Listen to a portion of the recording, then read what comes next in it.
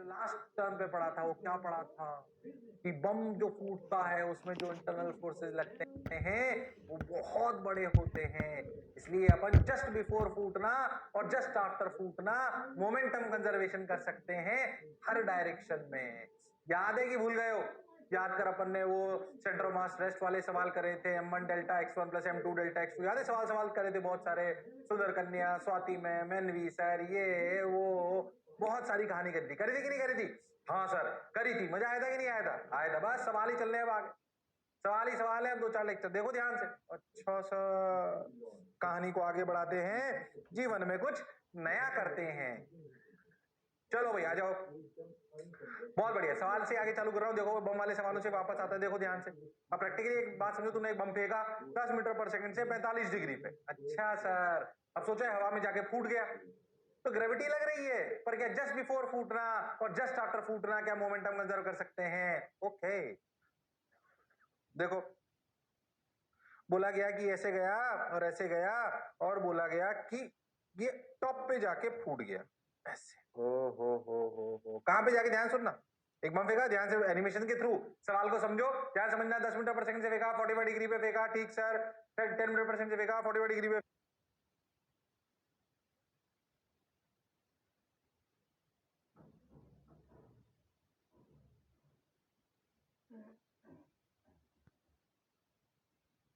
Point पे फूटा, ठीक सर, ठीक सर, ठीक सर। और ये टॉप मोस्ट पॉइंट पे जाके जब फूटा तो इसकी रफ्तार ऐसी हो गई, कैसी? ऐसी। इसके 3 टुकड़े हुए, 1 kg, 1 kg और एक और 1 kg, ठीक है? देखो ध्यान से।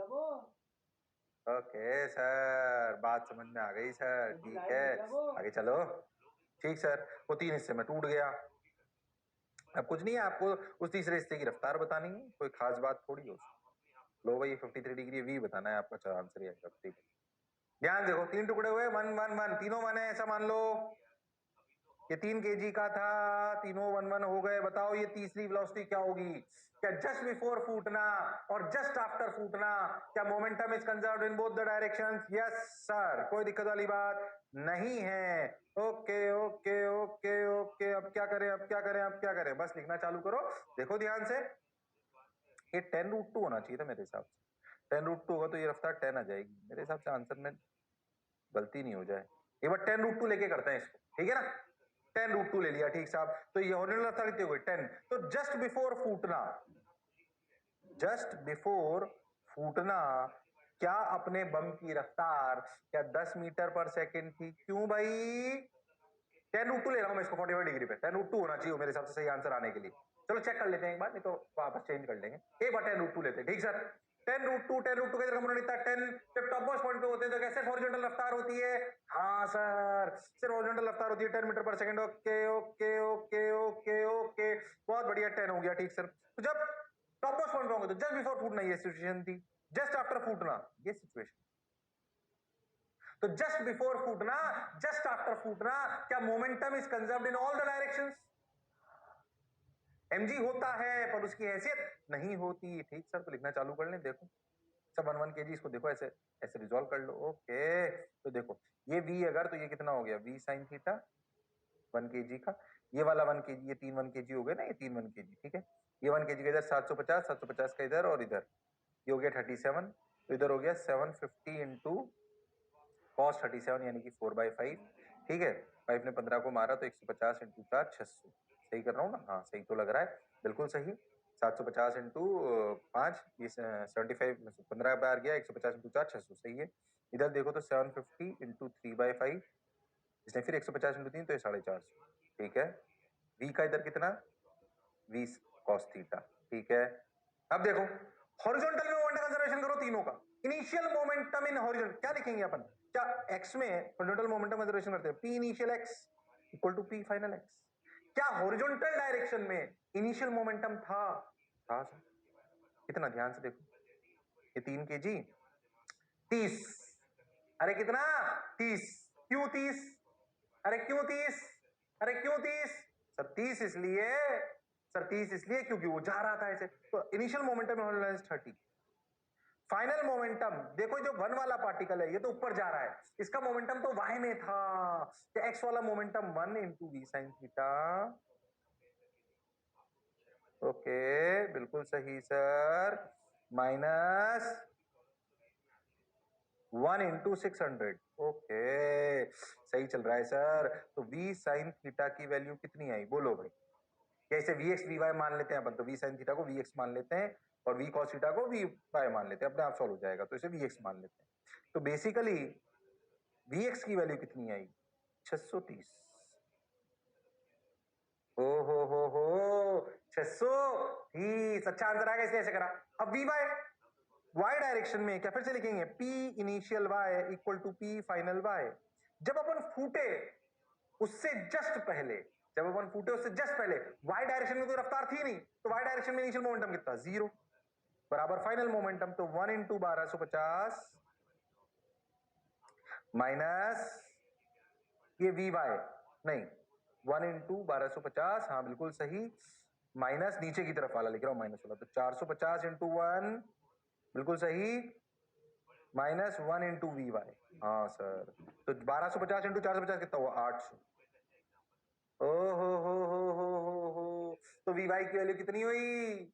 अरे वी वाई की वैल्यू कितनी हुई सर? वी वाई की वैल्यू हुई 1250 माइनस 450 इज 800, 800 मीटर। यानी कि ये जो बम फूटा इसका Vx आया ऐसे कितना? 630 या आया 800। ओके अप्रोक्सीमेटली आंसर ऐसे आएगा, लगभग अंडर रूट ऑफ 800 का स्क्वायर प्लस 630 का स्क्वायर, लगभग 1000 के आसपास आएगा। 8 स्क्वायर प्लस 6 स्क्वायर, हाँ लगभग। चलो ठीक है, जो भी आएगा। नहीं आया? अरे सोच लो। अरे हाँ सर, तो लगभग 1000 के आसपास आएगा, एग्जैक्टली नहीं। एंगल भी आ जाएगा। टेन थीटा बराबर क्या हो गया? टेन थीटा बराबर हो गया 800 बटे 630, 0 को मान लिया आंसर। क्या तुम्हें मेरी बात समझ आई है? अगर बम हवा में भी फूटे, एक टुकड़े हो 2 टुकड़े हो, हमें कोई कष्ट नहीं है। अरे कहानी पिछले टर्न वाली ही थी, बस अपने को अब बम फोड़ लिया हवा में, तो अपने को थोड़ा बहुत बेसिक प्रोजेक्टाइल आना चाहिए। अरे घबरा तो नहीं रहे हो? नहीं सर, 10 रूट 2 लिया, थोड़ा अच्छा आ गया, नहीं तो 10 लेते तो थोड़ा सा गंदा आता, और 10 बाय रूट 2 करना पड़ता तो तुम्हें थोड़ा सा गंदा लगता, इसलिए बस परेशान मत हो। लगा जो मैं बोला चमका? अरे हाँ ना बोल यार, अरे सोच लो, अरे हाँ की ना?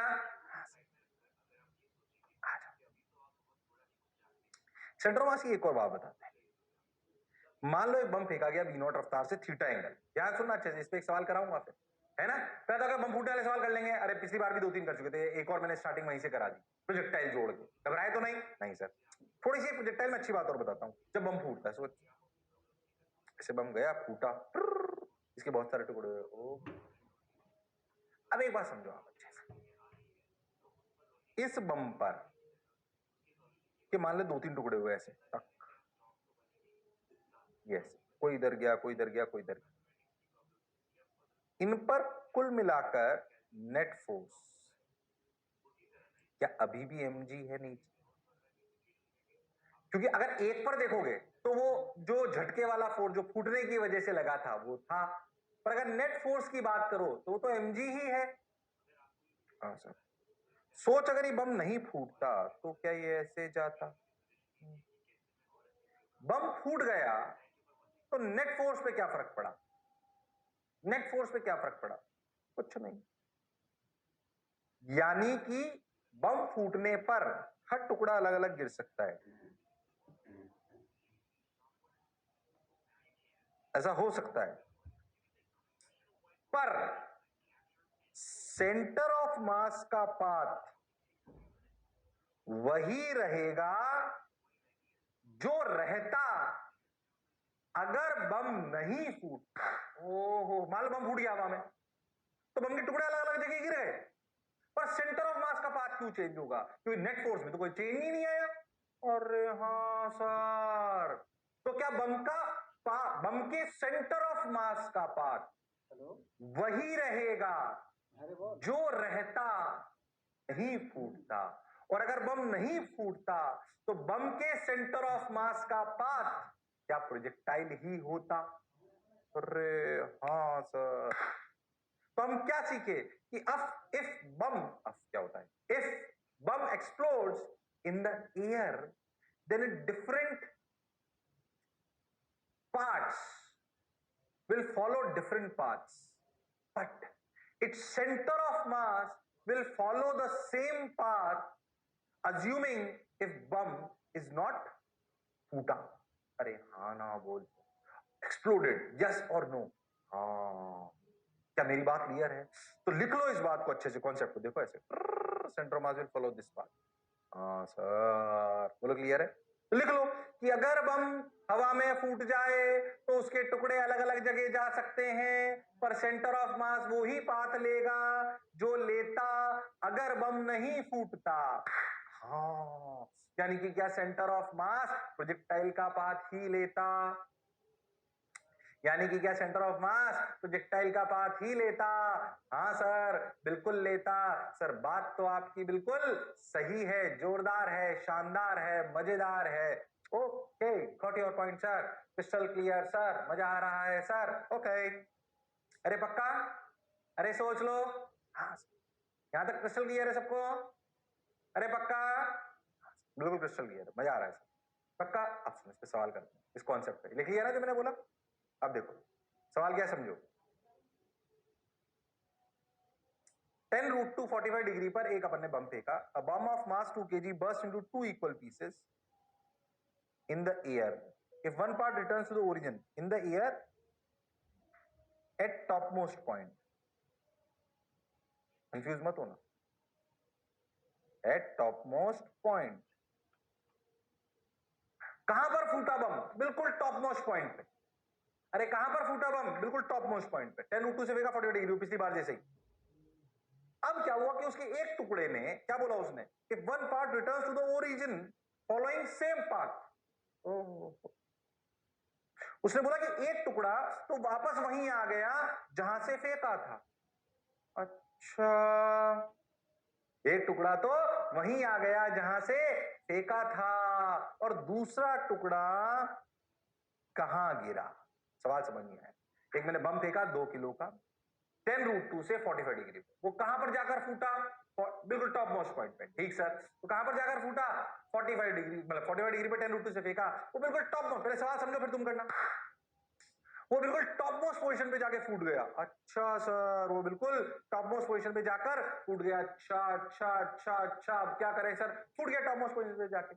वहां पर फूटने पर उसके दो टुकड़े हुए, दोनों बराबर थे, यानी कि दोनों एक एक किलो।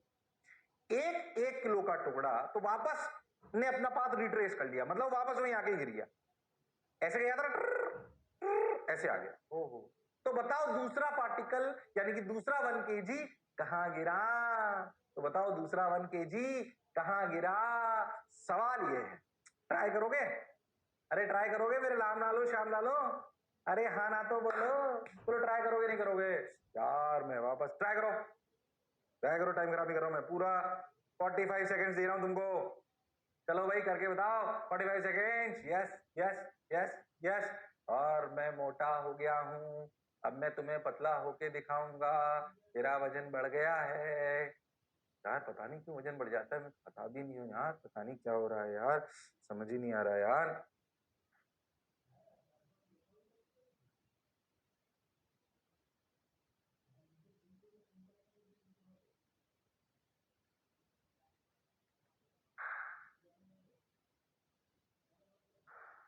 करो करो, शर्माओ मत।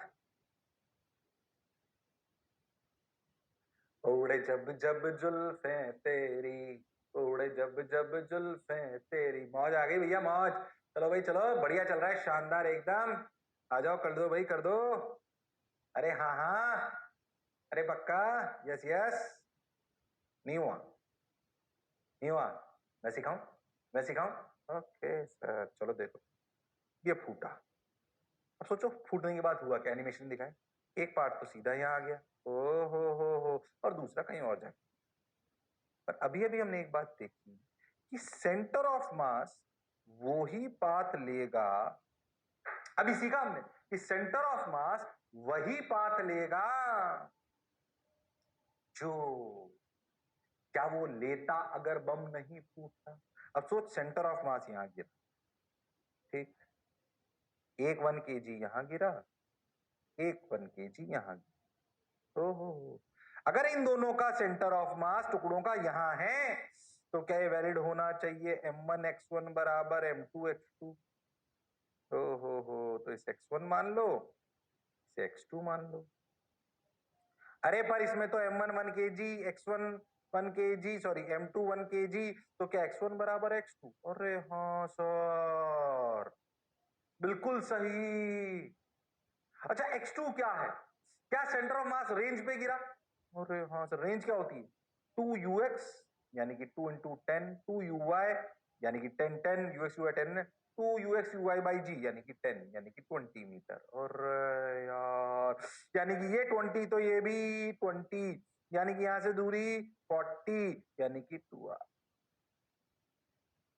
इस सवाल, भले सवाल छोटा सा है, पर क्या सवाल करने के लिए पता होना चाहिए कि बम अगर फूट भी जाए तब भी सेंटर ऑफ मास वही पाथ लेगा जो वो लेता अगर बम नहीं फूटता। छोटा सा कॉन्सेप्ट था, इसलिए एक सवाल करा दिया, पर दिमाग में याद होना चाहिए। मन में सोचो कि अगर बम फूट जाए हवा में तो मैं कैसे सवाल करूंगा, क्या मुझे आता है? क्या बम फूटने वाले सवालों पर फील आ गई है? अरे हाँ ना तो बोलना पड़ेगा। अरे सोच लो। हाँ सर, फील आ गई है। Okay sir, crystal clear sir, मजा आ गया सर। अरे हाँ ना तो बोलो, अरे सोच लो, अरे गारंटीड। हाँ सर, हाँ सर, हाँ सर, बिल्कुल बढ़िया, बहुत शानदार, बहुत मजेदार, वाह वाह। अब सुन, अब क्या करें? अब क्या करें? देखो भाई, हो गया तो सवाल हो गया, आंसर आ गया 2r। अब देखो ट्रॉली प्रॉब्लम, इस तरह के सवाल बहुत आते। मान ले, ट्रॉली प्रॉब्लम ध्यान सुनना, कंफ्यूजन हो जाए नहीं तो बच्चों को। दो तीन इसके पहले कॉन्सेप्ट बताऊंगा, फिर आपको इसके सवाल कराऊंगा। ट्रॉली प्रॉब्लम कैसे होता है, ऐसे समझ, ये ट्रैक है, ट्रॉली, अब तू सड़क पे भी चल सकता है, मैंने रेलवे ट्रैक आई है एनिमेशन में, कैसे भी मान लो ट्रॉली, तू ट्रॉली पे खड़ा है, ओ हो, ट्रॉली और तेरी कांस्टेंट रफ्तार है v0, ठीक भाई, ऐसे मजा आ रहा है। ओहो, अब तू कूद गया, ध्यान से सुनना, हुआ क्या? ट्रॉली पे, अरे देख, ट्रॉली और तू v0 से जा रहा है, कितने से? v0 से, देख, हो, अब तो ट्रॉली से कूदता है। पहले सोच, जब तू ट्रॉली से कूदेगा तो होगा क्या, पहले उस बात को समझने का प्रयास कर, ठीक? जब तू ट्रॉली से ऐसे कूदेगा तो ट्रॉली को किधर धक्का मारेगा? पीछे। खुद को किधर धक्का मारेगा? आगे।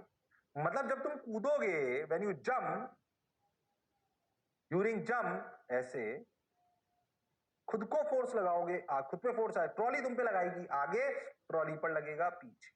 क्या ये बात लॉजिकली समझ आती है? जब अपन कूदेंगे, तो जब अपन ऐसे कूदेंगे तो खुद पे ट्रॉली, अपन झटका जब लगाएंगे ट्रॉली को किधर धकेलेंगे? लेंगे पीछे, तो ट्रॉली अपने को किधर धकेलेगी? आगे। अरे हाँ, तभी तुम आगे कूद पाएंगे। पहली बात ये अपने को समझ आ गई। अच्छा सर, इस प्रक्रिया में अगर आप ध्यान से देखो तो जस्ट बिफोर कूदना एंड जस्ट आफ्टर कूदना,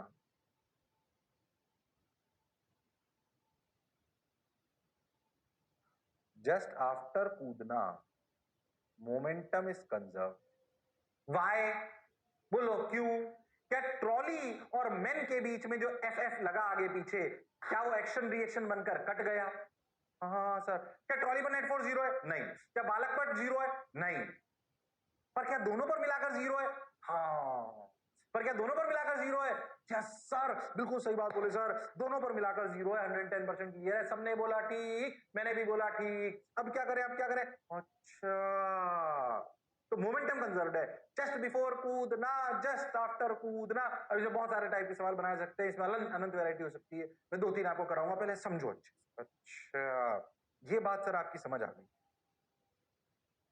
अच्छा, ठीक है, तो मोमेंटम इज कंजर्व्ड फॉर बालक प्लस ट्रॉली,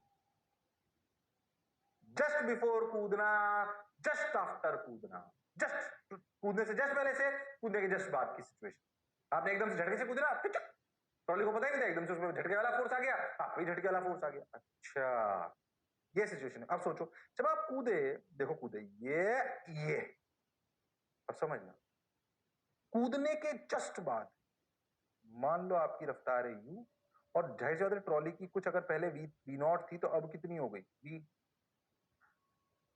हाँ, सोचो ना ट्रॉली की थोड़ी कम हुई होगी ना, आपने झटका पीछे मारा, और आपकी थोड़ी ज्यादा हो गई होगी।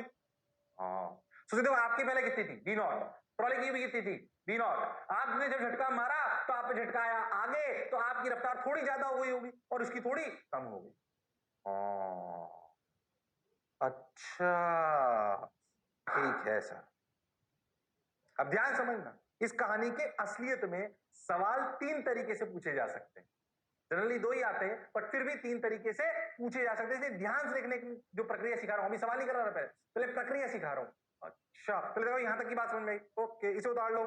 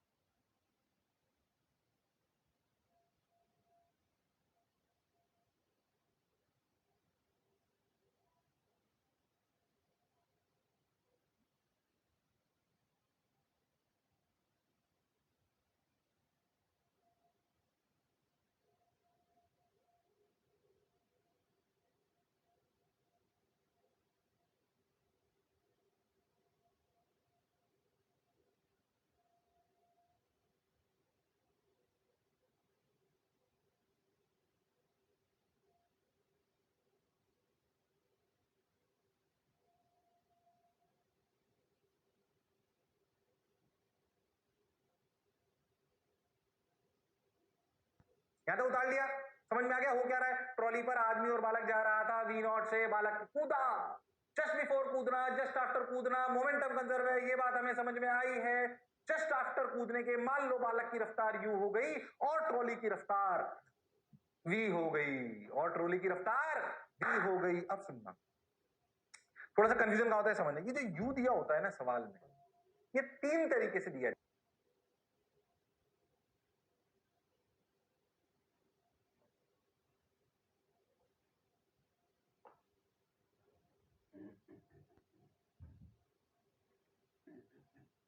এখানে একটা পলিথিন ছিঁড়ে সামনের দিকে চলে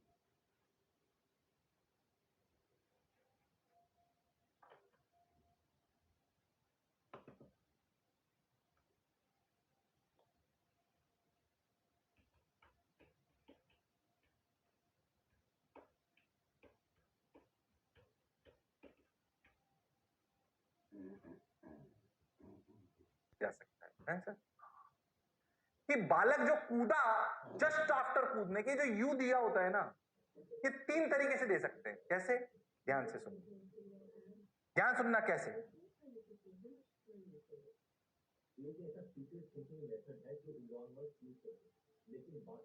मान लो कि ये यू, यहां पर लोगों से सोचने नहीं सीखते और ये एकदम अनकन्वेंशनल आइडिया भी सक्सेसफुल है। तो क्या आप जानना चाहते हैं कि वो सीखने मेथड क्या है? वो है थिंक यूजिंग फर्स्ट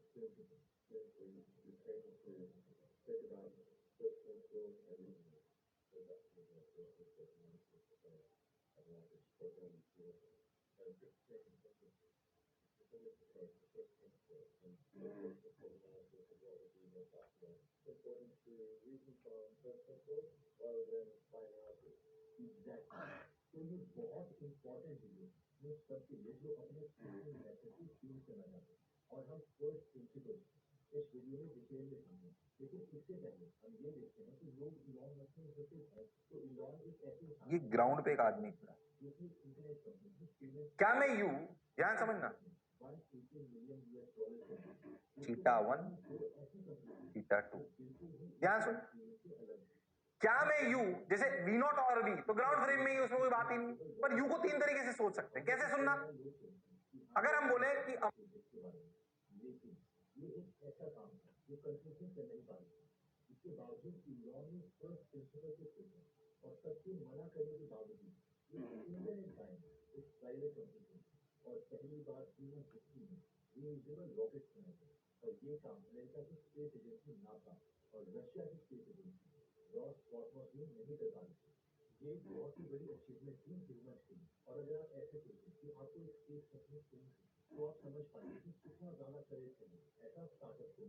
नेक्स्ट जो कंपनी इलॉन ने खोली थी वो थी टेस्ला, जो कि इलेक्ट्रिक कार्स बनाती है। एक्चुअली दोनों कंपनी का मेन गोल सिर्फ पैसे कमाना है, और इसमें एक दो सबसे बड़ी प्रॉब्लम को सॉल्व करने के लिए किया गया।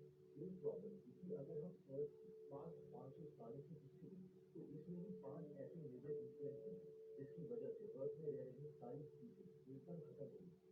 जैसे कि 445 मिलियन साल पहले बहुत जल्दी ग्लेशियर बने, जिससे 60 से 70% मरीन है खत्म हो गई, जिससे हम ऑर्गेनाइजेशन एक्सटिंक्शन में रिसेंटली 66 मिलियन साल में एस्ट्रॉइड धरती से टकराया, इसकी वजह से सारी डायनासोर एकदम खत्म हो गई, जिसे हम क्रिटेशियस एक्सटिंक्शन भी बोलते हैं। जिसके बाद में हम इंसान होमो सेपियंस की धरती पर अब ये सोचना कि जब इस एक्सटिंक्शन नहीं हुई और हम इंसानों को कुछ नहीं करते, ये बेवकूफी। लॉ के अकॉर्डिंग ह्यूमन को की कैटेगरी पूरा ही नहीं, और इसी गोल से उन्होंने क्रिकेट खेली ताकि हम कम से कम मार्स में जाकर, अब इनमें से कई लोगों को लगता है कि अगर कल को ये टेक्नोलॉजी बन भी गई तो भी मैं तो स्पेस एक्स में नहीं जाऊंगा, क्योंकि ये तो बहुत रिस्की है। लेकिन ह्यूमन की हर इन्वेंशन ही रिस्की है। इवन अगर हम एयर प्लेन करें तो एयर प्लेन में उड़ना भी बहुत रिस्की है। हमें क्या पता कभी कोई टेक्निकल प्रॉब्लम आ जाए और प्लेन क्रैश कर जाए। लॉ तो दूसरी सबसे बड़ी प्रॉब्लम बन गई है फॉसिल।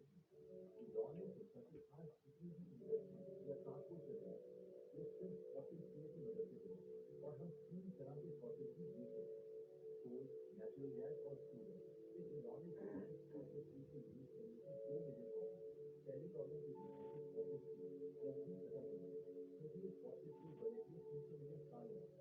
हुआ ये था कि नुकसान चाहिए इस वक्त के प्लांट्स और एनिमल्स के मरने के बाद उनके लिए जो डरे रहे इतनी प्रेशर और टेम्परेचर की वजह से वो पॉसिबली कन्वर्ट हो जिसे आजकल हम गाड़ियाँ चलाते हैं अब ये रिसोर्स इस तरह से है इसलिए ये खत्म हो गए फॉर एग्जाम्पल कई रिसोर्सेज होंगे ऑयल 2050 तक गैस 2060 तक और फूड 2085 तक खत्म हो जाए यानी हमारे पास ज़्यादा टाइम नहीं है अब हमें से भी लोग बोलेंगे पोल्यूशन की वजह प्रॉब्लम गाड़ियाँ और इंडस्ट्री की वजह नहीं बदलती मगर एक और प्रॉब्लम जिसके लिए इग्नोर में चर्चा हो चुकी है वो ये है कि जब जब हम फॉसिल फ्यूल ऑयल या कोई भी जलाते हैं जिससे CO2 निकलता है कार्बन डाइऑक्साइड और अगर CO2 बढ़ेगा तो टेम्परेचर बढ़ेगा और अगर टेम्परेचर 6 से 10 डिग्री सेल्सियस भी बढ़ जाता है तो ओशियन का लेवल 200 मीटर तक बढ़ सकता है और अगर अर्थ का टेम्परेचर 68 डिग्री सेल्सियस तक हो तो अर्थ की मैक्सिमम पर्सन और जानवर खत्म हो जाएंगे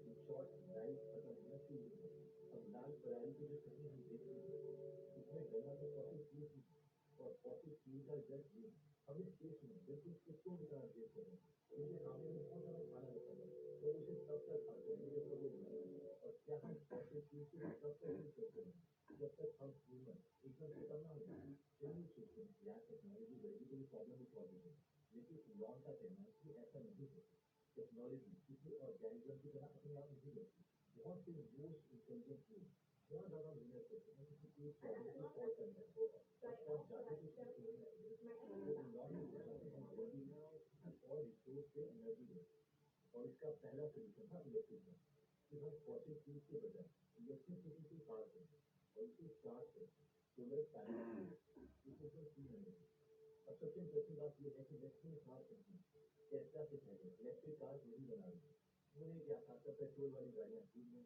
इनोवेशन में पैसा बर्बाद क्यों करें लेकिन टेस्ला की सक्सेस के बाद BMW Nissan Chevrolet Ford Volkswagen सब इलेक्ट्रिक कार बनाने और ये इसलिए हुआ क्योंकि इलॉन को दुनिया को चेंज करना ना कि सिर्फ बिजनेस में जब कई बार इलॉन से पूछा गया कि इनका बिजनेस प्लान क्या है तो उन्होंने कहा मेरा कोई बिजनेस प्लान नहीं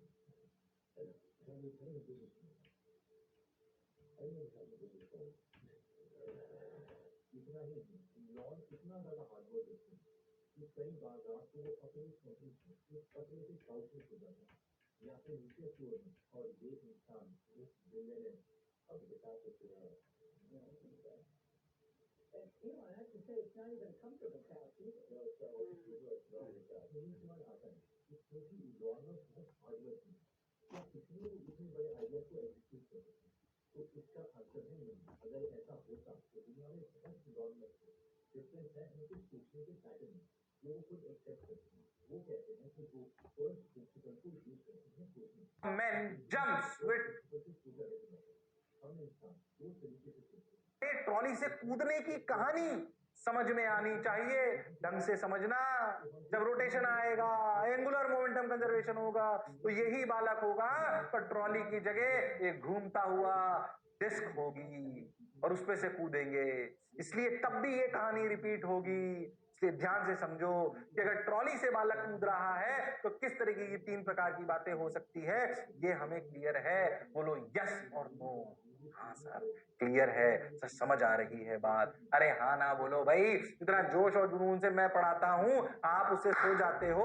तो फिर अगर तुम मेरी क्लास में सो जाते हो ना मैं तुम्हें सही बता तो जीवन में तुम किसी भी क्लास में सो सकते हो 110% पक्का इतना सुंदर सुशील सुंदर मास्टर तुम्हें पढ़ा रहा है फिर भी तुम सो जाते हो शर्म आती है कि नहीं आती है अरे हाँ ना बोलो सब लोग जिसको नींद आ रही छुट्टी पढ़ लो खुद को चलो अरे हाँ ना बोलो भाई ये कहानी समझ आई क्या 1 2 3 तीनों के समझ में आए ये तीनों इक्वेशन समझ में आई समझ आया सर सवाल कर लेते हैं बात समझ में आ जाएगी क्लैरिटी आ जाएगी लो भाई सुंदर कन्या अरे वाह सर अब अच्छा लगा सर सुंदर कन्या 50 किलो की jump from 20 kg trolley with speed of 20 metre per second with respect to trolley find out the speed of the trolley if both were initially at rest अरे भाई जब चली नहीं थी ट्रॉली सुंदर कन्या कूदी विद रिस्पेक्ट टू ट्रॉली कुछ नहीं बोला हुआ कौन सा केस है फर्स्ट सेकंड थर्ड कौन सा केस है फर्स्ट सेकंड थर्ड बोलो फर्स्ट सेकंड थर्ड बोलो कौन सा फर्स्ट सेकंड थर्ड बोलो कौन सा फर्स्ट सेकंड थर्ड बोलो अरे बोलो अरे बोलो थर्ड। अरे कौन सा केस है? थर्ड। करो, कर सकते हो तुम लोग। वो हुनर वो काबिलियत तुम में है, करो फटाफट। 45 सेकंड दे रहा हूँ, योर टाइम स्टार्ट्स नाउ। अरे कर दो फटाफट।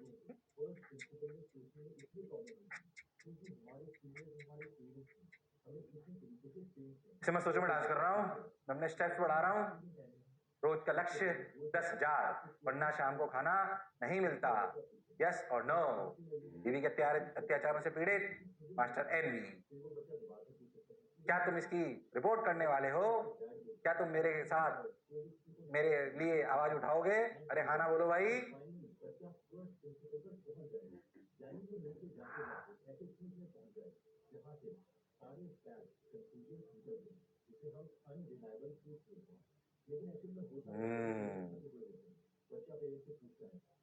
अरे हाँ ना तो बोलो।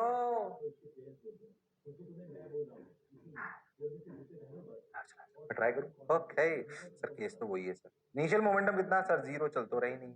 मान लो सुंदर कन्या इधर कूदी कितने से? 20 मीटर पर सेकंड से। पर ये 20 मीटर पर सेकंड किसके रेस्पेक्ट में है? ये 20 मीटर पर सेकंड वेलोसिटी और सुंदर कन्या। मान लेते ट्रॉली की रफ्तार इधर आ गई कूदने के बाद, ठीक है? आंसर नहीं चाहिए हमें, पहले समझो। मान लो ऐसे, ये सुंदर कन्या ऐसे कूद गई, ट्रॉली की रफ्तार इधर हो गई भी, हालांकि पीछे की तरफ जाएगी पर मैं अपने आप वो नेगेटिव आ जाएगी। इधर कूदी 20 से, पर 20 किसने बताया? इस चीटे ने। तो यानी कि इसकी रफ्तार ये 20 है विद रिस्पेक्ट टू चीटा, ठीक है?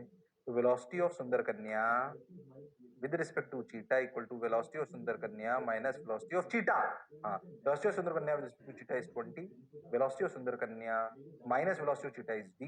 बिल्कुल क्लियर। तो वेलोसिटी ऑफ सुंदर कन्या ग्राउंड फ्रेम में आ जाएगी 20 plus v। Okay, momentum conservation, initial 0, final सुंदर कन्या 50 इंटू, ये ट्रॉली की लिखो पहले, ट्रॉली की लिखी जाएगी 20 इंटू v प्लस सुंदर कन्या 20 into 20, 50 into 20 plus v। Okay, सही तो लग रहा है सर, बिल्कुल बढ़िया सा लग रहा है। अब देखो 20v plus 100,000 sorry plus 50v, तो v की वैल्यू आई, देखो ये कितना हो गया? 0 ने 0 को मार दिया, तो -100/7। माइनस आना भी चाहिए था, क्योंकि अगर पहले से रेस्ट पर है तो ट्रॉली, अगर सुंदर कन्या इधर कूदेगी तो झटका पीछे लगेगा, तो ट्रॉली पीछे चली जाएगी। कुछ लोगों ने पीछे मान के सवाल सॉल्व करा होगा, तो फिर ये 20 प्लस v की बजाय 20 माइनस v आ जाएगा। कैलकुलेशन पे ध्यान देना, पर आंसर -100/7 आएगा। सोचो, ऐसा सवाल 1 2 की अनंत, अरे 1 2 की अनंत, अरे खूब बन सकते हैं, मैं एक और करा दूंगा, परेशान मत हो। पर कॉन्सेप्चुअली समझो कि अगर ऐसा सवाल आएगा तो क्या मैं कर सकता हूं, तो क्या मैं कर सकती हूं? तो सकते हैं सर। समझ तो आ रहा, देखा आंसर मैच हो गया क्या? हाँ सर, मैच हो गया सर, मजा आया सर, बहुत बढ़िया सर, बहुत सुंदर। आ जाओ भाई, आ जाओ। लो भाई, एक और। सुंदर कन्या एंड बालक, मान ले तू 80 किलो का, सुंदर कन्या 50 किलो की, एक ट्रॉली पर है 30 किलो की, और ट्रॉली जा रही है 10 मीटर पर सेकंड से। Are standing at the ends of a 30 kg trolley moving with speed 10 metre per second as on the figure. ये तो डायग्राम से क्लियर हो गया। फर्स्ट, सुंदर कन्या जंप्स टू राइट। सुंदर कन्या ने देखा चाहे कुछ भी हो जाए, इसके साथ ट्रॉली पे खड़े रहने से बेहतर है कि मैं कूद जाऊं। अच्छा, तो सुंदर कन्या पहले कूदी विद रिस्पेक्ट टू ट्रॉली। 2 सवाल जोड़ दिए मैंने, अच्छे से करना, ध्यान से सुनना, ठीक? एंड आफ्टर, अब बालक ने सोचा मैं ट्रॉली पे रह के क्या करूंगा, जिसके लिए ट्रॉली पर आया था वो तो कूद ही गई। तो एंड आफ्टर दैट बालक jumps to left with respect to 20 metre per second with respect to trolley before jump, then find the speed of the trolley. दो देख, सेकंड और थर्ड केस, एक बार का jump with respect to trolley है, यानी कि आफ्टर जंप वाली सिचुएशन। एक वाला case with respect to trolley है, बिफोर जंप वाला केस। ओके, अब अपन एक काम करते हैं, तुम एक काम करो, पहले सिचुएशन को समझो। आ जाओ, एनिमेशन बन गया क्या? हाँ, अब देख, पहले इस सिचुएशन को समझो। इस सिचुएशन में जब पहली बार सुंदर कन्या कूदी, और इनिशियल सिचुएशन क्या थी वो मैं यहाँ पे वापस बनाता हूँ। ऐसे, ये सुंदर कन्या, ये बालक, ये पूरा सिस्टम जा रहा था कितने से, कितनी रफ्तार थी इसकी? 10 से, ठीक है। ये अपना 30 किलो 50 किलो 80 किलो समझ में, ये इनिशियल सिचुएशन इनिशियल, ठीक है। ये 10 मीटर पर सेकेंड इनिशियल सिचुएशन।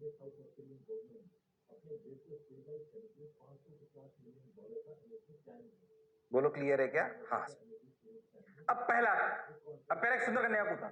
सुंदर कन्या के कूदने पर क्या ट्रॉली की रफ्तार चेंज होगी? हाँ, वो रफ्तार है v1। सबसे पहले सब लोग v1 निकालो, तुमसे स्टेप बाय स्टेप कराऊंगा। v1 निकालने के लिए 30 सेकंड है। Your time starts now. सुंदर कन्या की रफ्तार ध्यान से पढ़ो, विद रिस्पेक्ट टू ट्रॉली दे रखी है आफ्टर जंप वाली। कर सकते हो तुम लोग, कर सकते हो। थोड़ा सा कहने में टफ सवाल कहलाता है, पर अगर ध्यान से मेरी बात सुनिए तो कोई दिक्कत वाली बात नहीं है। अरे हाँ भाई, कर सकते हो, करो। अरे हाँ भाई करो। अरे शर्माओ मत, जिसने की शर्म उसके आए नंबर कम। चलो भाई, अरे बता दो राम लालो श्याम लालो। अरे हाँ, अरे वाह, चलो भाई। नहीं बताओ ऐसे क्या कर रहे हो यार, गजब कर। चलो भाई, इनिशियल सिचुएशन यानी कि इनिशियल मोमेंटम बराबर फाइनल मोमेंटम। पहली बात, इनिशियल मोमेंटम 80 और 50 और 30, तो 80 और 80 160 हो गया ना, ये 160 किलो। तो इनिशियल मोमेंटम अपना क्या हो गया? इनिशियल मोमेंटम तो अपना हो गया 160 इंटू 10। सही कर रहा हूँ? 50 प्लस 30 80, 80 प्लस 80 160 में 1600। ठीक से 1600, ठीक है। और मोमेंटम क्या था? Metre per second into KG, तो केजी मीटर पर सेकंड, ठीक है। तो यूनिट लिख देंगे। अब फाइनल मोमेंटम, क्या फाइनल मोमेंटम ट्रॉली प्लस बालक, हाँ, 1600 बराबर ट्रॉली और बालक तो एक साथ है, उन दोनों की रफ्तार कितनी हो गई? v1, यानी कि 80 प्लस 30 110 इंटू v1। हाँ, 110 इंटू v1 प्लस सुंदर कन्या का मास 50 इंटू वेलोसिटी ऑफ सुंदर कन्या विद रिस्पेक्ट टू ग्राउंड। पर हमें जो दे रखा है वो तो इस चीटे के लिए दे रखा है। अरे हाँ, तो क्या करेंगे? वेलोसिटी ऑफ सुंदर कन्या with respect to trolley equal to velocity of सुंदर कन्या minus velocity of trolley. Velocity of सुंदर कन्या with respect to trolley is 20। Trolley की रफ्तार कितनी? v1, तो 20 plus v1 equal to velocity of सुंदर कन्या, यानी कि 1600 110 into v1 plus 50 into 20 plus v1। देखो कैलकुलेशन सही कर रहा है क्या मास्टर? हाँ सर, सही तो लग रहा है।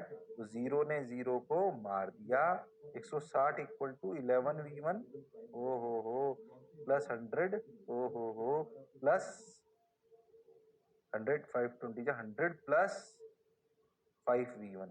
Okay, 60 by 60 equal to 16 v1। हाँ सही लग रहा है। तो आया 4 से मार दो तो v1 इक्वल टू 15/4। हाँ सही। क्या v1 इक्वल टू 15/4 समझ में आया है?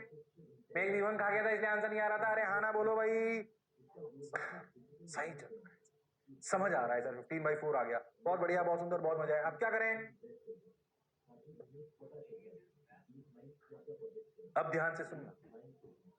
अब बालक कूदा, पीछे देख उसने क्या दे रखा है। पीछे उसने बोला कि बालक कूदा 20 मीटर पर सेकंड, पर ये ट्रॉली के रेस्पेक्ट में, पर ट्रॉली की कौन सी सिचुएशन? बिफोर जंप, यानी कि 15/4 के रेस्पेक्ट।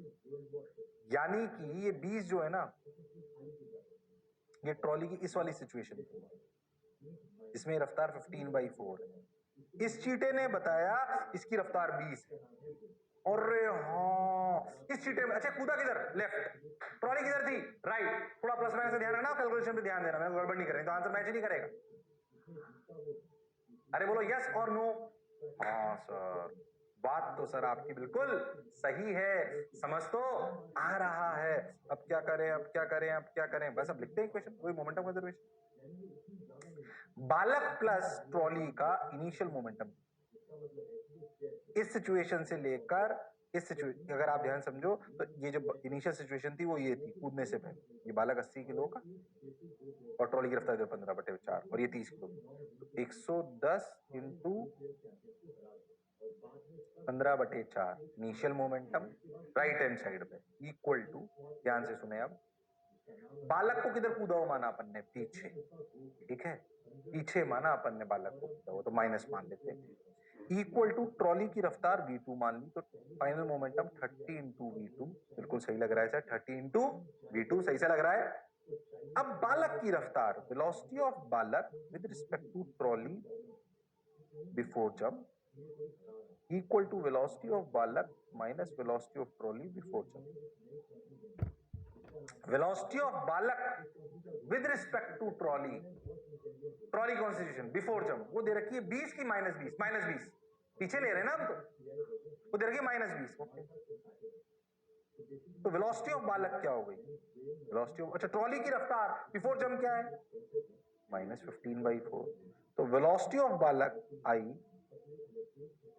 15/4 -20, हाँ सर सही सा लग रहा है, वेलोसिटी ऑफ बालक आई 15/4 -20, 15/4, 4 ये अपना हो गया 420 80, 80 में से गया -15, तो -65/4, गंदा सा आंसर आएगा, कैलकुलेशन देखना शायद, प्लस 80 इंटू -65/4, सही सा तो लग रहा है, देखते हैं आंसर मैच करता नहीं करता, कुछ कैलकुलेशन मिस्टेक तो नहीं करी, ठीक है देखते हैं। अच्छा आ जाओ भाई, तो ये हो गया 110 इंटू 15/4 इक्वल टू 30v2, ये 420 जा बिल्कुल सही है 80, और ये हो गया -20 इंटू 65, तो 30 जीरो कट रहा है क्या, 0 0 0 कट गया, बिल्कुल सही सर, तो ये 0 0 0 तो कट गया, ये बचा कितना, 11 इंटू 15 इज 165/4, 11 इंटू 15 165 ही हुआ ना, हाँ 15 10 जा और 15, ठीक है, 165/4 इक्वल टू 3v2 माइनस 265 130, तो 3v2 इक्वल टू 165, जुड़ जाएंगे ना, तो 165/4 प्लस 130, हाँ सही से तो लग रहा है, तो 3v2 इक्वल टू 165 प्लस, ऐसे गंदा सा आंसर आ रहा है क्या, हाँ तो रहा है 685 समथिंग, कुछ सही से लग रहा है, आ रहा है, आ जाएगा आ जाएगा, अरे वाह, तो 4 ये कितना हो गया, 4 3 जा 12, 4 3 जा 12 और 4 1 जा 4, तो 520/4, और ये 3 इधर ले आओ तो v2 की वैल्यू आ गई 165, यानी कि ये अपना कितना हो गया 685/12, गंदा सा आंसर, देखा आंसर मैच कर गया क्या, और सही सर, जो पढ़ा जो समझा बिल्कुल सही है। अब देखिए टफ सवाल है, दो कूद रहे हैं, पहले एक इधर फिर एक उधर, उसमें भी मैंने 2 केस ले लिए, एक बिफोर जब एक आफ्टर, ऐसा इतना गंदगी वाला सवाल आता नहीं है वैसे, पर मैं तो कह रहा हूं आ जाए तो हम कर सकते हैं कि नहीं कर सकते, मैं तो तुम्हें एक ही तीरंदाज वाला सवाल करा दिया, थोड़ी सी कैलकुलेशन नहीं होती, अच्छा कोई सवाल मैंने रट रखे क्या, नहीं, जब तक बच्चा नहीं समझता मैं करा देता हूँ ऐसे सवाल, अरे हाँ ना बोलो, क्लास में यही तो करते हैं, यहाँ पे भी यही कर रहे हैं, अरे हाँ बात तो सर आप सही बोल रहे हो, तो लो हो गया सवाल, आ गया v1 v2, अरे आया कि नहीं आया, अरे सोच लो, हाँ सर आ गया, तो ट्रॉली वाला सवाल, अब सोच बालक कूदा लो, सुंदर कन्या कूदा लो, ये कूदा लो वो कूदा लो, जो तुम्हारी इच्छा हो करो, आपने वो ट्रॉली की बेसिक बात समझ में आनी चाहिए, थोड़ा सा प्लस माइनस का ध्यान रखना है, इनमें बेसिकली आपको प्लस माइनस और इक्वेशन लिखने का ध्यान रखना चाहिए, अगर वो रख लिया तो फिर कोई टेंशन वाली बात नहीं है। Okay sir, got your point sir, answer match हो गया, मजा आ गया, बात सर आपकी सही, बोलो क्लियर है क्या, अरे सोच लो, अरे पक्की बात, अरे थोड़े तो अच्छे सवाल कराऊंगा, कॉम्पिटिटिव एग्जामिनेशन की तैयारी कर रहे हो, डर क्यों रहे हो, शर्मा क्यों रहे हो, जिसने की शर्म उसके आए नंबर कम, आ जाओ, अरे हाँ ना तो बोलो, हाँ चलो आ जाओ। गन बुलेट कॉन्सेप्ट बहुत सिंपल, क्या मेरे को ट्रॉली कॉन्सेप्ट समझ में आ गया, हाँ से समझ आ गया, मैंने 2-3 सवाल भी करा दिए तुम्हें, पूरे 3 सवाल कराए, एक पहले ही करा दी, और तीनों की वैरायटी भी करा दी और समझ भी आ गया, हाँ। गन बुलेट कॉन्सेप्ट बहुत सिंपल, ध्यान समझो, गन में एक टर्म यूज लेते हैं जिसे बोलते हैं मजल वेलोसिटी, तो मैं समझो तुमने सुना भी होगा कि अगर जैसे बंदूक चला झटका आता है, रिकॉइल स्पीड सुना होगा तुम, पीछे की तरफ झटका आता है बुलेट जब चलती है, तो बुलेट अगर आगे निकलेगी तो आप कहां जाओगे? पीछे। लॉजिकल। जैसे एक सिंपल सा सवाल मैं आपसे पूछूं ऐसे ही कि मान लो कि ऐसे तू है ना एक आइस के उस पे फंस गया, सिंपल, ठीक है, और तू यहाँ पे खड़ा है और तू चल ही नहीं पा रहा क्योंकि फ्रिक्शन है ही नहीं, फ्रिक्शन है ही नहीं। अब क्या करेगा? स्पेस में फंस गया, वहां फ्रिक्शन है ही नहीं। तुझे अपने स्पेसशिप के पास में जाना है, तूने देखी भी होगी पिक्चर इंटरस्टेलर और ये सब। तो सोचो अगर आपके पास एक बैग है और आपको इस एंड पे आना है तो आप क्या करोगे? आप बैग को इधर फेंक दोगे झटके से। जब आप बैग को इधर फेंकोगे तो आप पे झटका किधर लगेगा? पीछे। नॉर्मल सी बात। ऐसा ही बुलेट में भी होता है। जब आप बुलेट चलती है, जब बुलेट मतलब बंदूक से बुलेट चलती है तो बुलेट जाती है आगे, तो बंदूक पे किधर लगता है झटका? पीछे। अब तुम एक बात समझना, ये समझ में आ रहा है क्या हो रहा है? मान लो कि बंदूक रखी थी, अपने पास एक बटन था, मतलब बटन मतलब एक ऑटोमेटिक बुलेट गन थी, मान लो समझो, तो हॉरिजॉन्टल प्लेन पे रखी हुई, ठीक, हाथ पे नहीं थी, ऐसे समझो समझने के लिए। अब सोचो उसमें से बुलेट निकली ऐसे, ये देखना ध्यान, ये जब बुलेट निकली तो बुलेट की एक रफ्तार आई, लो क्लियर?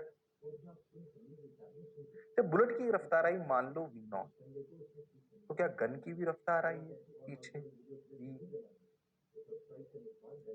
अगर आप और ध्यान से देखो तो जब बुलेट और गन एक साथ थे, जब बुलेट और गन एक साथ थे, मान लो इसका मास m था, इसका मास m था, इक्वेशन लिखना समझा रहा हूं, गलत मत करना, दोनों एक साथ थे, तो क्या बुलेट पर जब बुलेट फायर होगी तो बुलेट पे फोर्स लगेगा इधर या गन पे लगेगा इधर? क्या इनिशियल मोमेंटम बराबर फाइनल मोमेंटम? बोलो क्यों? F net equal to 0 on gun plus bullet. जो झटका बुलेट पे लगा वो ही गन पे पीछे लगा, तो गन का नेट फोर्स 0 है, बुलेट का नेट फोर्स 0 है कि दोनों का नेट फोर्स 0 है? सर दोनों का नेट फोर्स 0 है, तो मोमेंटम कंजर्व है, इनिशियल मोमेंटम बराबर फाइनल मोमेंटम। जनरली जो सवाल आता है उसमें इनिशियल मोमेंटम क्या होता है? 0। अब इसमें टर्म यूज करी जाती है कभी कभी जिसे बोलते हैं मजल वेलोसिटी। मजल वेलोसिटी का क्या मतलब? ऐसे सुनाएगा तू कई बार कि गन की मजल वेलोसिटी, ठीक, मजल वेलोसिटी का क्या मतलब होता है समझे, कोई ट्रॉली वाली बात है, velocity of bullet with respect to gun. अच्छा, गन के रेस्पेक्ट में है ये। अच्छा, गन की कौन सी सिचुएशन? बिफोर फायर की after fire? After fire.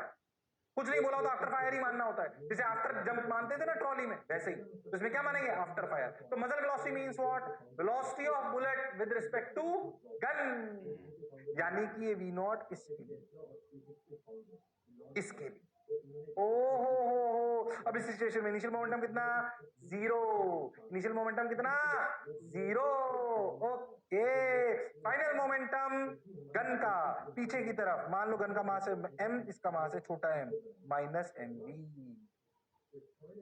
Plus mass of bullet into velocity of bullet, पर वेलोसिटी ऑफ बुलेट तो ग्राउंड फ्रेम में आएगी, velocity of bullet with respect to ground क्या v0 है, तो अपन लिखेंगे velocity of bullet with respect to gun equal to velocity of bullet minus velocity of gun. क्या velocity of bullet with respect to gun is muzzle velocity? हाँ, that is v0 equal to velocity of bullet निकालना है, velocity of gun पीछे पीछे minus v, तो minus minus plus v, तो velocity of bullet इस situation में आ गई v0 माइनस v। हो, तो लिखा जाएगा mv equal to m v0 minus v। क्या यहाँ से v की वैल्यू निकल आएगी जो गन की रफ्तार होगी? कितनी? mv equal to mv0 minus mv, यानी कि v की वैल्यू आई mv0 by m plus m। हाँ, पहले तो क्या गन और बुलेट में कैसे कहानी सवाल होती है, बोलो क्लियर है? कोई फालतू के सवाल नहीं कराने वाला आपने, चाहोगे तो एक लिख दूंगा, उसमें कोई खास बात नहीं है, पर अपने को बुलेट जब फायर होती है गन से, वो बेसिक कॉन्सेप्ट अपने को समझ आना चाहिए, वो बेसिक कॉन्सेप्ट अपने को समझ आना चाहिए। हाँ सर, बात तो सही। मजल वेलोसिटी का मतलब velocity of bullet with respect to gun. Okay, तो जब भी मजल वेलोसिटी शब्द दिया हो सवाल में समझ जाना, बाकी तो ट्रॉली प्रॉब्लम है। और हाँ सर, सोच मैं ऐसे सवाल बना दूं होमवर्क के लिए।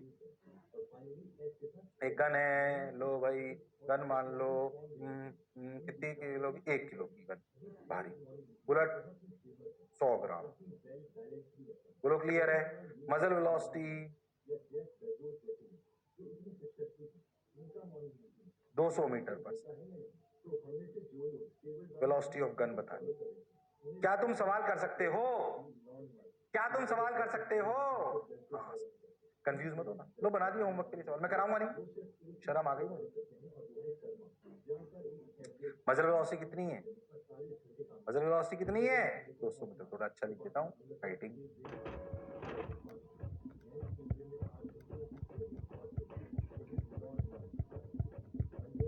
अरे हाँ ना तो बोलो, अरे सोच लो। हाँ सर, कोई बुराई वाली बात नहीं है, क्रिस्टल क्लियर है। Okay sir, got your point. मौज आ रही है, हाँ मजा आ रहा है। हाँ तो अगर कभी बुलेट वाले सवाल आ जाए तो पढ़ लेंगे, ठीक है। ओके, ऐसे ही कभी कभी है ना तोप लगा देते हैं, तो बुलेट हो गया सेम। तोप लगा दो, क्या लगा दो? तोप। तो का एक सवाल है, इसलिए मैं ज्यादा करा नहीं रहा हूँ। क्या तोप, मान लो एक प्लेटफॉर्म पे तोप रखी हुई है और हो, तो क्या तोप वाले उस पूरे सिस्टम पर पीछे झटका लगेगा? अरे हाँ सर, करा नहीं रहा हूँ क्योंकि आपके डीपीपी वर्कशीट में सवाल आएंगे, सारी बात थोड़ी बता दूंगा, पर है तो वही कहानी। अरे हाँ, उतारो मत इसे, सिर्फ याद रखना मन में कि अगर ऐसे तोप भी लगा दी जाए, कैनन, हाँ हाँ हाँ कैनन, कैनन भी लगा दी जाए तो गोला जब दागेगा तो झटका कहाँ लगेगा? पीछे। हाँ सर, बात तो आप सही कह। अब थोड़ा सा इसमें ट्रिकी सवाल आएंगे, मैं बता रहा हूँ, बस हिंट दे रहा हूँ। सोचिए इस एंगल थीटा पे, तो जब गोला जाएगा तो गोले का जस्ट बिफोर फायर और just after fire momentum conservation होगा हॉरिजॉन्टल डायरेक्शन, तो तुम्हें कंपोनेंट लेने पड़ेंगे।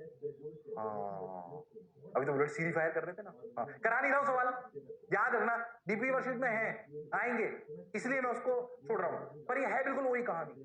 क्या जस्ट बिफोर फायर, जस्ट, अरे वही ट्रॉली वाली बातें हैं, सब कॉमन ही तो है। Just before fire, just after fire, क्या मोमेंटम कंजर्व है? उतारो मत, सिर्फ समझो। हाँ सर, बुलेट वाली कहानी उतार लीजिए, बस ये याद रखना मन में। अच्छा, हाँ सर, बात तो आपकी बिल्कुल सही है। अरे मैं तो सही कहता हूँ, बस तुम ही मेरी बात को याद नहीं रखते हो, बिल्कुल मेरी बीवी जैसे हो गए हो।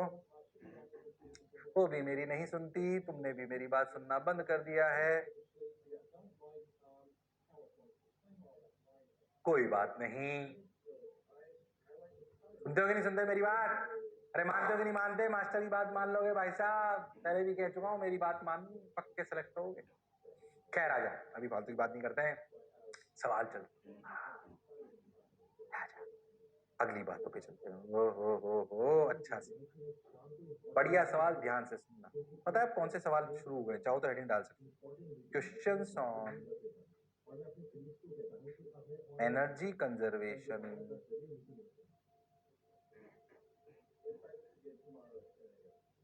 Plus momentum conservation. अभी तक जो तुम सवाल कर रहे थे उनमें देखो तुमने एनर्जी कंजर्वेशन का ही करा ही नहीं। एनर्जी कंजर्वेशन वर्क और एनर्जी वाला, एनर्जी कंजर्वेशन कौन सा? वो वर्क और एनर्जी वाला।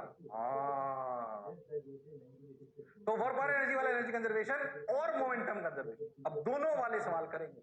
तो जो एग्जांपल आने वाले हैं इनमें एनर्जी कंजर्वेशन भी हो सकती है जो वर्क और एनर्जी में सिखाई गई थी, और मोमेंटम कंजर्वेशन भी हो सकता है। ऐसे बहुत सवाल आते हैं भाई, आपको बात समझ में आनी चाहिए। अरे शर्माना मत, जिसने की शर्म उसके आए नंबर कम। अच्छा सर, अच्छा सर, अच्छा, बात सही कह रहे हो सर। बोलो क्लियर है क्या एकदम? अब सवाल समझो कि एक ऐसे वेज है, ये कोई स्लांटेड वेज नहीं, ऐसा वेज है जैसी शेप दे रखी है, ऐसा समझो 10 मीटर ऊपर तक है।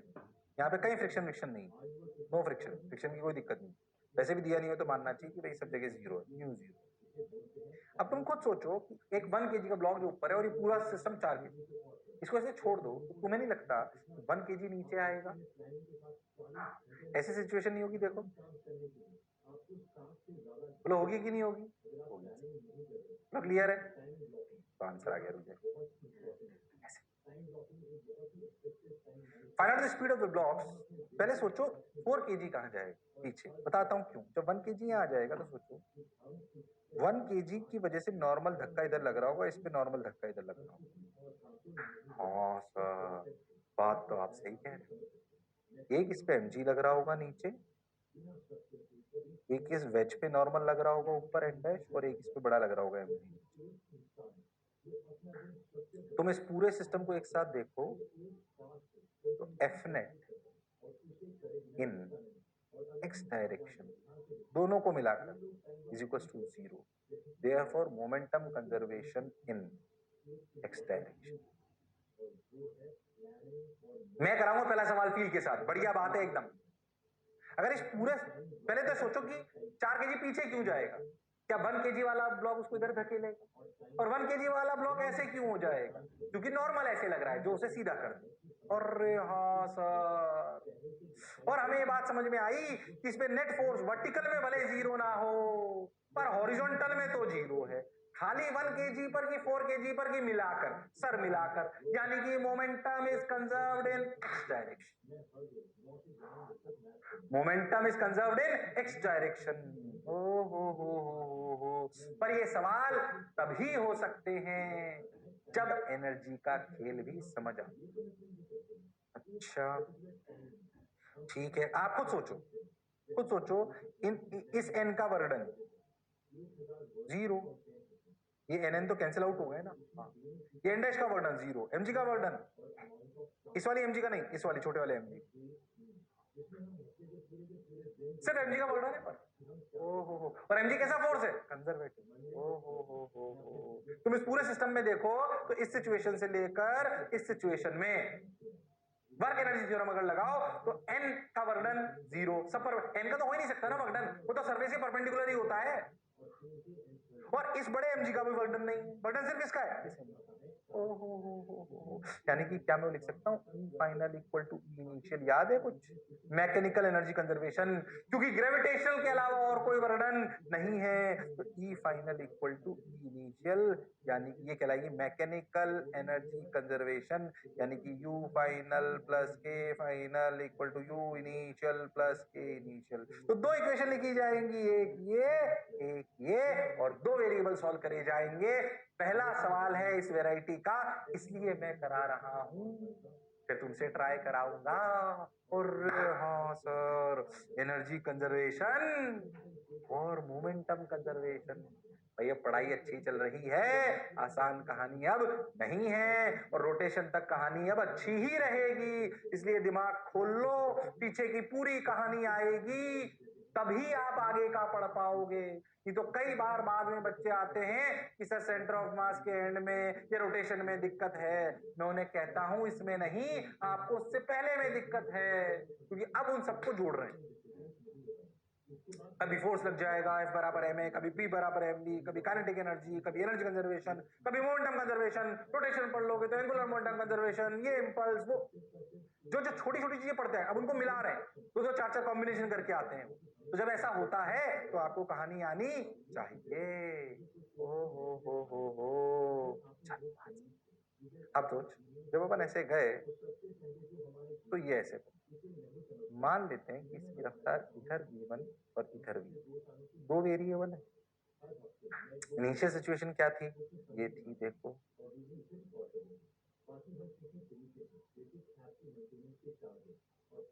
4 kg था, यही थी इनिशियल सिचुएशन, तब कोई रफ्तार नहीं थी। फाइनल ये ऐसे v2 से जा रहा होगा, जब छूटेगा ये v1 से जा रहा होगा। अब पहले एक बात समझो, एनर्जी कंजर्वेशन देखो भाई, 4 kg की ग्रेविटेशनल पोटेंशियल एनर्जी में तो कोई चेंज ही नहीं आया, तू ना इस लेवल को इनिशियल पोटेंशियल एनर्जी 0 मान लो, ये हाइट 10 मीटर बेस वाली है ना, ये इसकी साइड को मत मानना, इसको वैल्यू मत देना, नेग्लिजिबल है ना। अब सोचो क्या अगर अपन एनर्जी कंजर्वेशन करें तो initial potential energy plus initial kinetic energy equal to final potential energy plus final kinetic. Initial potential energy 4 kg में तो कोई चेंज आ नहीं रहा, तो उसको लिखने की जरूरत नहीं, क्या 1 kg की इनिशियल पोटेंशियल एनर्जी लिखेंगे mgh, यानी कि 1 × 10 × 10 दोनों की initial kinetic energy sir 0, final kinetic energy 4 kg में तो कुछ हुआ ही नहीं, क्या 1 kg 0 वाले पर आ गया तो 0, final kinetic energy half 4 into v1 square plus half 1 into v2 square. हो यानी कि v1 v2 दो वेरिएबल, यानी कि एक और इक्वेशन चाहिए, कौन सी सर मोमेंटम कंजर्वेशन। देखते हैं ये बात, क्या momentum conservation P initial equal to P final in x direction, initial momentum in x direction 0,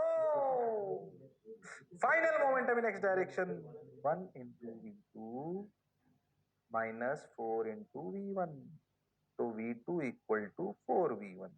अरे हाँ सर, अगर इसे सेकंड इक्वेशन मान, अगर सॉल्व करना है तो क्या v2 को उठाकर ये रख दो, हाँ देखते हैं 100 equal to 2v1 square plus v2 को रखा 4v1, तो 16v1 स्क्वायर बाई 2 सही चल रहा है, यानी कि 100 equal to 2v1 square plus 8v1 square, यानी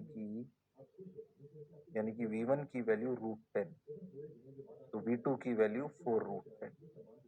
अरे हाँ सर, दो इक्वेशन देखा, आंसर मैच कर लो, पहले देख लो। अरे हाँ, √10 और 4√10, yes sir, crystal clear sir. अरे आया कि नहीं आया, अरे आया कि नहीं आया, सोचो ये सवाल में एनर्जी कंजर्वेशन भी थी, यानी कि वर्क और एनर्जी भी आनी चाहिए, हाँ, और मोमेंटम कंजर्वेशन भी आना चाहिए, तब जाके ये सवाल सॉल्व हुआ, वरना ये सॉल्व होना संभव नहीं। हाँ बढ़िया, ऐसी कोई बहुत कैलकुलेशन नहीं है, पर आप सोचो 2 चैप्टर मिल गए, वर्क पर एनर्जी और मोमेंटम कंजर्वेशन, थोड़ी थोड़ी फील आई। अरे घबराए तो नहीं सवाल को देख के, अरे पक्का, अरे सोच लो, अगले टाइम पे इसी से यहीं से आगे बढ़ाएंगे। इसी के जैसा एक घर के लिए सवाल दे दूं, उसमें भी 2 इक्वेशन लगेंगी, मोमेंटम कंजर्वेशन और एनर्जी कंजर्वेशन। अरे घर से करके ला सकोगे उसको, अरे सोच लो, अरे हाँ ना बोलो भाई, हाँ सर, हाँ सर, डालिए, ये वाला सवाल होमवर्क है, होमवर्क सवाल समझ लो। Find out the maximum height attained by the 1 kg block if it is given in initial velocity, थोड़ा उल्टा कर दिया, 4 किलो 1 किलो, पर ऊपर से नहीं छोड़ा, ऐसे फेंका 10 मीटर पर सेकंड। तुझे नहीं लगता है ऊपर चढ़ेगा तो इस पे नॉर्मल ऐसे धक्का लगाएगा, तुझे नहीं लगता कभी ऐसी सिचुएशन आएगी कि ये ब्लॉक, सवाल तू करेगा मैं नहीं कराऊंगा, अगले टाइम पे मैं ये सवाल से स्टार्ट करूंगा, ये ब्लॉक यहाँ पहुंच जाए, तो उसने बोला ब्लॉक मैक्सिमम हाइट कहाँ कितने पे पहुंचे, अब अक्कल लगाना, जब ये मैक्सिमम हाइट पे पहुंचेगा तब दोनों चल रहे होंगे। कर सकता है तो ये सवाल होमवर्क है, इसी सवाल से चालू करूंगा यहीं से एकदम, वो हुनर, वो काबिलियत, वो इंसानियत तेरे में है, तू कर सकता है। अरे हाँ ना तो बोल, अरे सोच ले, अरे पक्का बोलो, करके आएगा। आज यही खत्म कर रहा हूँ, जल्दबाजी नहीं करता क्योंकि इसके आगे मैं और बुझा दूंगा इसको, पर मजा आएगा बढ़िया, है ना। अरे क्लैरिटी है, यस सर बिल्कुल क्लैरिटी है। तो अगले टर्न पे फिर मिलते हैं इसी जोश और जुनून के साथ, तब तक लड़ते रहिए, पढ़ते रहिए, see you, sayonara, bye bye, take care.